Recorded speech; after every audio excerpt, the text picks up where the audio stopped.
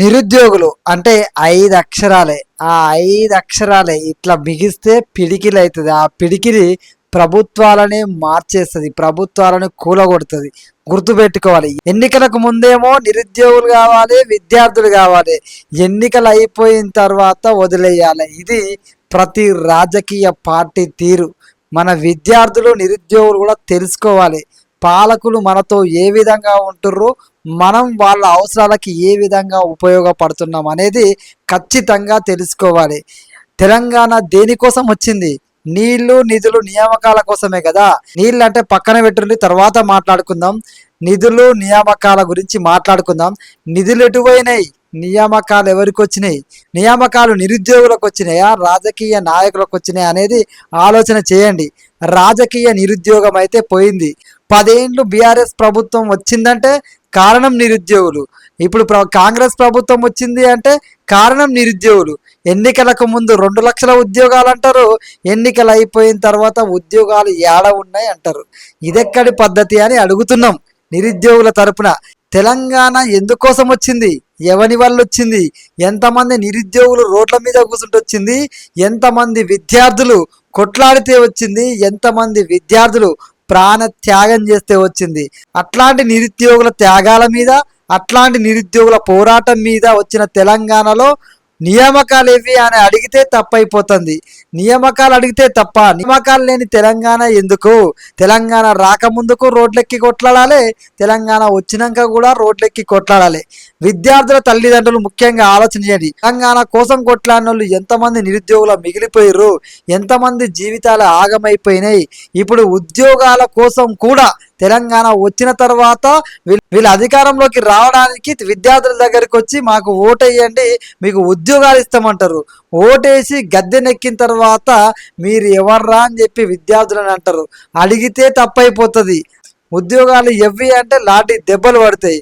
ఉద్యోగాలు పెంచమని అంటే పెంచం పోండి అని మొహం మీద చెప్తారు. 5,000 పోలీసు ఉద్యోగాలు కాదు, 20,000 పోలీసు ఉద్యోగాలు ఇయ్యమని నిరుద్యోగులు రోడ్డెక్కి కొట్లాడుతుంటే కనీసం సోయి లేదు, కనీసం పట్టించుకునేటోళ్ళు లేడు. ఇది కరెక్టేనా అని ఆలోచన చేయాలి. ఎందుకంటే ఎప్పటికీ మీరు అధికారంలో ఉంటారా? ఉద్యోగులు ప్రతి ఇంటికి తిరిగి గత ప్రభుత్వాన్ని ఓడగొట్టి మిమ్మల్ని అధికారంలో కూర్చోబెడితే మీరు కూడా అదే తీరుగా ప్రవర్తిస్తా అంటే అధికారం మీకేమన్నా శాస్తమా? మళ్ళా నిరుద్యోగులు తలుచుకుంటే మీరు అధికారంలో ఉండగలరా అని ఒక్కసారి ఆలోచన చేయండి. ప్రతి ఇంటికి ఒక విద్యార్థి ఉంటాడు. ఆ విద్యార్థి వాళ్ళ కుటుంబాన్ని మారిస్తే మీరు అధికారం కొనసాగుతారా? రేవంత్ రెడ్డి గారు 2 లక్షల ఉద్యోగాలని మీరు చెప్పిర్రు. ఇప్పుడేమో విద్యార్థులు మాకు నిరుద్యోగులు ఉద్యోగాలు వద్దు అని చెప్పి మొత్తుకుంటారా? ఎవరు మొత్తుకుంటారా? ఇద్దరు ఉద్యోగాలు వద్దని. ఉద్యోగాలు వేస్తే వద్దనట్టు ఉండడా? మీకు బీఆర్ఎస్ పార్టీకి ఏమన్నా ఉండొచ్చు, మీకు బీఆర్ఎస్ పార్టీ మీద కోపం ఉండొచ్చు. నిరుద్యోగులకు మద్దతుగా బీఆర్ఎస్ పార్టీ వచ్చింది అనుకోండి, మీకు వాళ్ళ మీద కోపం రావచ్చు. ఆ కోపం విద్యార్థుల మీద చూపించకండి. ఎందుకంటే గతంలో బీఆర్ఎస్ పార్టీ అధికారంలో ఉన్నప్పుడు మీరు కూడా నిరుద్యోగుల పక్షాన వచ్చి కొట్లాడిరు. అశోక్ నగర్కి ఏకంగా మీ రాహుల్ గాంధీని తీసుకొచ్చి నిరుద్యోగుల పక్షాన కూసోబెట్టిర్రు, మాట ఇచ్చిర్రు. మాట ఇచ్చి ఇప్పుడేమో మాట్లాడితే అదే నిరుద్యోగులను అరెస్ట్ చేస్తారు. ఇది ఎంతవరకు కరెక్ట్? పోలీసు ఉద్యోగాల్లో 5,000 కాదు 20,000 పెంచండి అని చెప్పేసి నిరుద్యోగులు రోడ్డెక్కి కొట్లాడితే గొర్ర గొంజుకోపోతారా? అడిగడం తప్పైపోయిందా? మీరే కదా చెప్పింది 2 లక్షల ఉద్యోగాలు అన్నారు. ఆ 2 లక్షల ఉద్యోగాలు ఎవి అంటే విద్యార్థులు ఉద్యోగాలే వద్దు, ఎక్కువైపోయినాయి, ఉద్యోగాలు వద్దని అడుగుతుర్రా? ఏ ఒక్కరూ ఉద్యోగాలు వద్దట్లేరు. మీరు ఇయ్యలేక తప్పించుకోవడానికి చెప్తున్న మాటల లెక్క కనబడుతున్నాయి తప్ప ఎక్కడా మీరు మాట్లాడే మాటలకి పొంతన ఉందా? ఒక్కసారి ఆలోచన చేయండి రేవంత్ రెడ్డి గారు. మళ్ళా మీరు అధికారంలోకి రావాలనుకుంటున్నారా, వద్దనుకుంటున్నారా? నిరుద్యోగులు అంటే ఇంత చురుకనైపోయిందా? మీరు గతంలో ఇదే నిరుద్యోగుల కోసం రోడ్డెక్కి మాకు సపోర్ట్ చేసిర్రు. ఈ రోజున మళ్ళా నిరుద్యోగులు ఉద్యోగాలు ఇవ్వి అంటే అసలు ఉద్యోగాలే వద్దంటారు అని చెప్పి మాయ మాటలు చెప్తుర్రు. ఇది కరెక్ట్ పద్ధతి అయితే కాదు. ఒక్కసారి ఆలోచన చేయాలి. మీకు బీఆర్ఎస్ పార్టీ మీద కోపం ఉండొచ్చు, ఎందుకంటే ప్రతిపక్ష పార్టీ మీద వాళ్ళు మిమ్మల్ని కొంచెం చేస్తారు, మీరు వాళ్ళకి సమాధానం చెప్పేవాళ్ళు కాబట్టి మీరు చూసుకోండి. రాజకీయంగా ఏ పార్టీ అయినా నిరుద్యోగుల పక్షాన మద్దతుగా ఉంటా అంటే నిరుద్యోగులు వద్దని చెప్పరు. నిరుద్యోగులు రాజకీయ పార్టీ వచ్చి అండగా కూర్చుంటే ఎల్లగొట్టరు. గుర్తుపెట్టుకోండి. ఎందుకంటే వాళ్ళకి కావాల్సింది ఉద్యోగాలు తప్ప ఈ రాజకీయ పార్టీలు, ఈ రాజకీయ ఎజెండాలు కాదనే విషయాన్ని గుర్తుపెట్టుకోవాలి. తెలంగాణ వస్తే బతుకులు బాగుపడతాయని చెప్పేసి అనుకున్నాము. ఆ 10 ఏళ్లలో వాళ్ళు ఉద్యోగాలు సరిగా ఇవ్వలేదని చెప్పేసి మిమ్మల్ని అధికారంలో తీసుకొస్తే మళ్ళా మీరు అదే విధంగా ప్రవర్తిస్తే అసలు నిరుద్యోగులారా మనం మారాలి. అసలు మారాల్సింది పాలకులు కాదు, పార్టీలు కాదు, మారాల్సింది నిరుద్యోగులే. ఈ విషయాన్ని గుర్తుపెట్టుకోండి. ఎందుకంటే ప్రతి రాజకీయ పార్టీ ఎన్నికల ముందు అవసరాల కోసం మన దగ్గరికి వస్తుంది. వాళ్ళు సరిగా ఏలే అని చెప్పేసి మళ్ళీ వీళ్ళకి సపోర్ట్ చేస్తాం.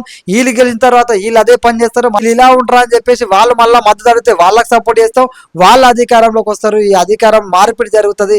వాళ్ళు ఉద్యోగాలు పొందుతారు తప్ప మనకు ఉద్యోగాలు రావన్న విషయాన్ని మనం గుర్తుంచుకోవాలి. అవసరమైతే ఎట్లయితే ఉద్యోగాల కోసం కొట్లాడుతున్నామో ఖచ్చితంగా రాజకీయ ఉద్యోగాల కోసం మనం అడిగేయాలి.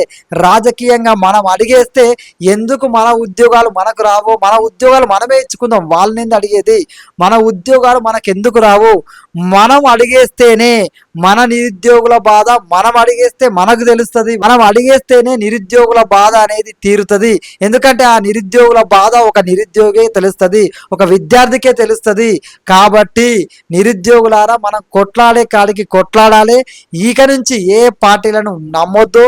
మనం అడిగేస్తే మనమే రాజకీయంగా అడిగేస్తే మార్పు ఎందుకు రాదో చూడాలి. మనం ప్రతి ఇంటికి వేరే వాళ్ళని గెలిపించనీకి తిరుగుతున్నాం ప్రతి ఎన్నికలప్పుడు. కానీ మనం గెలవడానికి మన తరపు నిలబడే వాళ్ళని గెలిపించడానికి తిరిగితే ప్రభుత్వాలు మారుతాయి. ఆ ప్రభుత్వాలు మార్చే శక్తి మన దగ్గర ఉంది.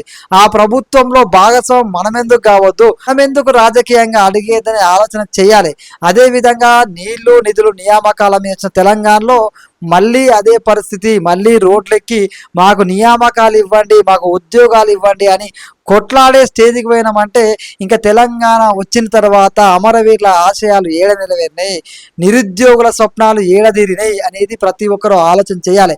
ముఖ్యంగా తెలంగాణలోని చాలా మంది విద్యార్థుల తల్లిదండ్రులు నా కొడుకు ఏదో ఒక ఉద్యోగం చేస్తాడు, గవర్నమెంట్ ఉద్యోగం పొందాలని ప్రతి ఒక్కరు అనుకుంటారు. అందరికీ గవర్నమెంట్ ఉద్యోగాలు రాకపోవచ్చు, కానీ ప్రభుత్వాలు ఎన్ని గవర్నమెంట్ ఉద్యోగాలు వేస్తుందనేది కూడా తల్లిదండ్రులు ఆలోచన చేయాలి. వీళ్ళు పేపర్ స్టేట్మెంట్లు ఇస్తారు కానీ అక్కడ అమలు చేయరు. కానీ చాలా మంది ఊర్లల్లో అరే ఉద్యోగాలు పడుతున్నాయి, అప్లై చేయట్లేదా, ఎందుకు ఉద్యోగం రావట్లేదు అని చెప్పి మాట్లాడతారు.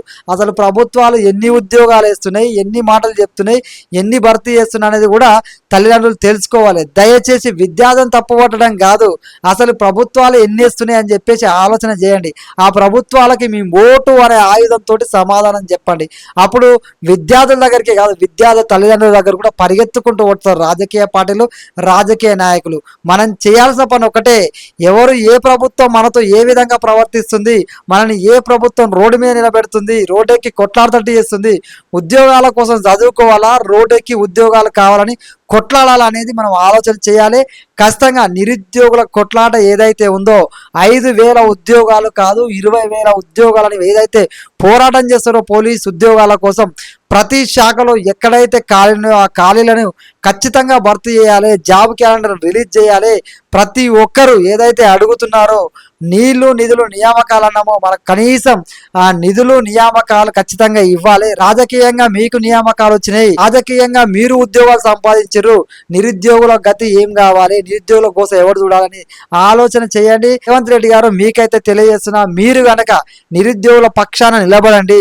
వాళ్ళు ఏమడుగుతున్నారు అసలు అడగట్లేదు, తెలంగాణను రాసేయమని చెప్పట్లేదు, కేవలం నియామకాలు చేపట్టండి. ఖచ్చితంగా ఉద్యోగ నోటిఫికేషన్లో ఉద్యోగాలు పెంచి ఇవ్వండి. 5,000 కాదు 20,000 ఉద్యోగాలు ఇవ్వండి అన్నారు. మేము 20,000 ఉద్యోగాలు అడుగుతున్నాం కదా, ఏ శాఖల్లో ఖాళీలు ఉన్నాయో ఆ శాఖలన్నింటిలో ఎన్ని ఉద్యోగాలు మీరు భర్తీ చేయగలిగితే అన్ని ఉద్యోగాలు మీరు భర్తీ చేయండి. ఖచ్చితంగా మేము అడిగిన దానికన్నా ఒక్క ఉద్యోగం ఎక్కువ మీరు నోటిఫికేషన్ ఇవ్వగలిగితే ఖచ్చితంగా చెప్తున్నాం కదా మీకు నిరుద్యోగులు అండగా ఉంటారు, మళ్ళా వచ్చే ప్రభుత్వంలో మీకు అండగా నిలబడతారు అనేది ఆలోచన చేయండి. మీరు ఒకసారి ఉద్యోగాలు ఇచ్చి ఇవ్వండి, నిరుద్యోగులు మిమ్మల్ని నెత్తి మీద పెట్టి ఊరేగిస్తారు. ఎందుకంటే మీరు 2 లక్షల ఉద్యోగాలు ఇస్తారు అంటే మీ పార్టీని నెత్తి మీద పెట్టుకొని ఊరేగిర్రు, మిమ్మల్ని అధికారంలో తెచ్చిర్రు. అలాంటిది మీరు నిజంగా ఉద్యోగాలు ఇస్తే మిమ్మల్ని ఏ విధంగా నిరుద్యోగులు చూస్తారనేది ఆలోచన చేయండి. ఒక్కసారి ఆలోచన చేయండి, నిరుద్యోగుల పక్షాన్ని నిలబడండి, నిరుద్యోగుల బాధల్ని తెచ్చండి, నోటిఫికేషన్ ఇవ్వండి. అందరిలాగా నిరుద్యోగులు ఉండరు. నిరుద్యోగులు ఒక్కసారి మాట ఇస్తే మాట మీద నిలబడతారు.